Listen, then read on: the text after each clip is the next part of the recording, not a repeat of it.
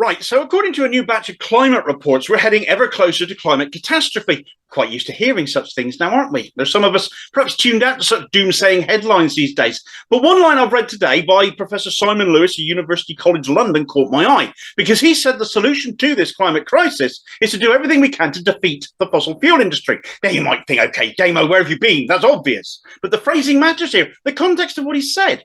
We have governments trying to work with the fossil fuel industry, both on environmental and economic lines, especially with prices rising. But actually, is that the right approach if we're to get prices down and save the planet as that 1.5 degrees by 2030 heating point of no return gets ever closer? Let's have a butcher to some of the facts here. The G20 nations account for 80% of global emissions. So if we're to fix things, it's on these countries to do the responsible thing, yes?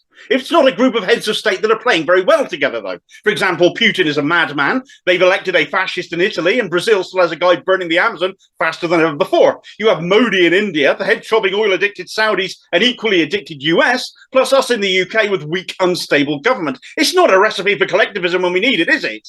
Sunak, incidentally, has already said he's not bothering with COP27 in Egypt next month.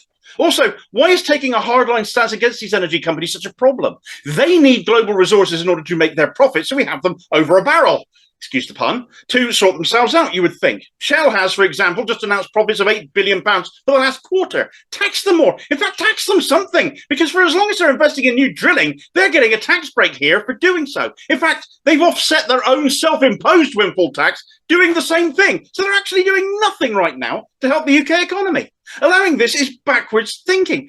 Other oil giants are making huge profits as well. In fact, globally, the industry is looking at making some $4 trillion in profits, and it's been calculated to have made some $1 trillion a year, every year, for the last 50 years, completely unearned.